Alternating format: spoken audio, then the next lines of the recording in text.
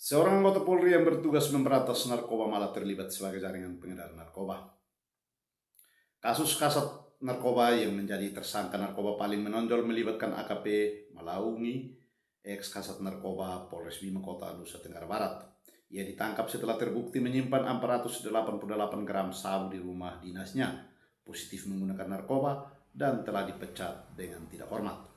Simak rincian kasus tersebut dari rangkuman kami berikut ini. Penangkapan dan barang bukti.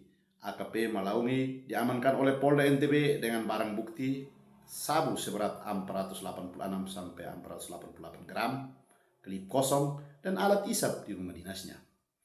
Keterlibatan jaringan. Kasus ini berkembang dan turut menyeret mantan Kapolres Bima Kota, AKBP Didik Putra Kuncoro, yang diduga terlibat dalam jaringan peredaran serta tindak pidana pencurian uang atau TPPU, bandar narkoba besar. Pemecatan dan pelimpahan. Malaungi telah dijatuhi sanksi pemberhentian tidak dengan hormat atau PTDH, dan perkaranya telah dilimpahkan ke Kejaksaan Negeri Bima untuk segera disidangkan. Kejaksaan Tinggi Nusa Tenggara Barat menerima pelimpahan 5 tersangka beserta barang bukti dalam perkara peredaran sabu yang salah satu tersangkanya merupakan ex Kepala Satuan Reserse Narkoba Polres Bima Kota Malaungi. Pelimpahan tahap 2 dilakukan penyidik Direktorat Reserse Narkoba Polda NTB kepada Kejaksaan Negeri Bima Selasa 9 Juni 2026 lalu.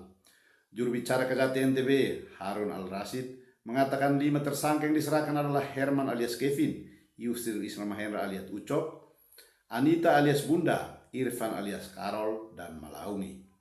Jadi ada 5 tersangka yang ditangkap 2 hari ini di Kejari Bima, kata Harun di Mataram. Kasus ini menjadi perhatian karena Malaungi merupakan mantan Kepala Satres Narkoba Polres Bima Kota.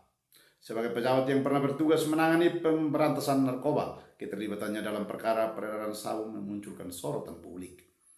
Setelah pelimpahan, jaksa melanjutkan penahanan terhadap kelima tersangka di rumah tahanan kelas 2B, Raba Bima. Semuanya ditahan di rutan Bima, ujar Harun. Menurut Harun, total terdapat 10 tersangka dalam perkara tersebut. Selain 5 nama yang telah dilimpahkan penyidik menetapkan Didik Putra Kuncoro, Erwin Iskandar alias Koko Erwin, Ais Setiawati, Satriawan alias Daya Awan, dan Hamid alias Boy sebagai tersangka.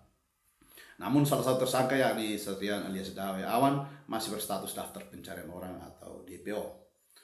Untuk Satriawan alias Daya Awan masih DPO, kata Harun. Sementara itu berkas 5 tersangka masih dalam proses pemberkasan dan belum dinyatakan lengkap oleh jaksa.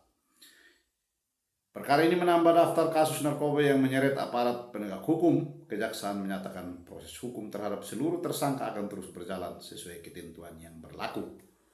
Itulah informasi yang menarik perhatian secara nasional karena aparat yang harusnya memberantas justru menjadi bagian dari jaringan pengedar dan pengguna aktif.